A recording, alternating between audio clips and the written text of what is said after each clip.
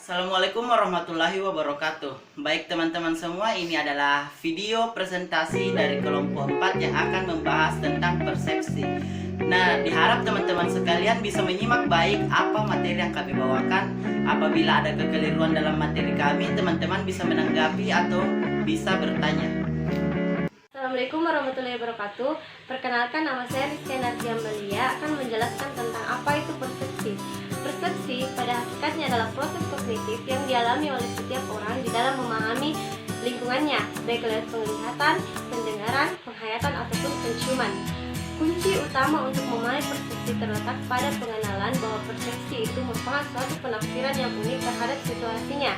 Secara singkat, David Craig menyimpulkan bahwa persepsi itu merupakan proses kognitif yang kompleks dan menghasilkan suatu gambar yang unik tentang kenyataan yang barangkali sangat berbeda dari kenyataannya. Terima kasih. Baik, ini saya Tuhan akan menjelaskan tentang faktor dari persepsi, yaitu faktor internal dan faktor eksternal. Faktor internalnya itu tergantung pada proses pemahaman yang termasuk di dalamnya ada nilai sistem tujuan, kepercayaan, dan anggapan tentang hasil yang dicapai. Dan faktor eksternalnya itu berupa lingkungan sekitar. Ya, kedua faktor ini menimbulkan persepsi karena melewati suatu proses yaitu komunikasi. Selanjutnya saya akan menjelaskan tentang faktor-faktor yang mempengaruhi pengembangan persepsi seseorang. Yang pertama, faktor psikologi. Persepsi tentang keadaan di alam dunia ini sangat dipengaruhi oleh keadaan psikologi.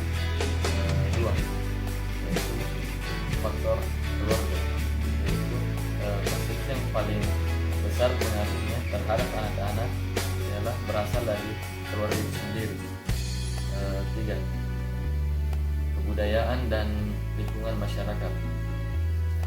Kebudayaan dan lingkungan masyarakat tertentu juga merupakan salah satu faktor yang kuat dalam mempengaruhi sikap, nilai, cara pandang, dan memahami tentang apa yang ada di dunia ini. Melanjutkan pemaparan materi teman saya sebelumnya mengenai tentang persepsi. Nah, di sini saya akan menjelaskan bahwa persepsi itu ada 3 pengorganisasiannya. Yang pertama adalah kesamaan ketidaksamaan, kedekatan dalam ruang, dan kedekatan dalam waktu. Nah, mungkin teman-teman sekalian bingung, apa sih yang menjadi pembeda dari ketiga pengorganisasian tersebut? Yang pertama adalah kesamaan dan ketidaksamaan. Itu berarti adalah ketika suatu objek memiliki kesamaan atau ketidaksamaan ciri akan menimbulkan persepsi seseorang bahwa objek tersebut sama atau memiliki ketidaksamaan. Nah, artinya adalah ketika objek memiliki ciri yang sama itu berarti berhubungan, dan objek yang memiliki ciri yang tidak sama itu berarti mereka terpisah. Salah satu contohnya adalah ketika 22 orang pemain sepak bola dalam satu lapangan, itu mereka adalah menimbulkan persepsi seseorang bahwa mereka itu adalah 11 orang dalam satu regu, karena yang menjadi pembeda mereka adalah warna kostum dari mereka. Salah satu contohnya adalah ketika grup A memakai baju berwarna hijau putih dan grup B memakai baju merah putih. Nah, mereka itu berbeda dalam kostum, tapi mereka sama-sama memiliki, yaitu tentang bermain sepak bola. Nah, yang kedua adalah kedekatan dalam waktu. Nah, kedekatan dalam waktu ini itu berarti adalah ketika suatu objek berada dalam satu waktu yang sama atau berdekatan. Nah, salah satu contohnya adalah ketika ibu-ibu bersama dengan 2 orang anak dan 1 orang laki-laki akan menimbulkan persepsi seseorang bahwa ibu-ibu tersebut dan anak tersebut adalah keluarga atau family. Nah, yang ketiga adalah kedekatan dalam waktu. Salah satu contohnya adalah ketika suatu peristiwa terjadi secara bersamaan atau dalam waktu yang berdekatan.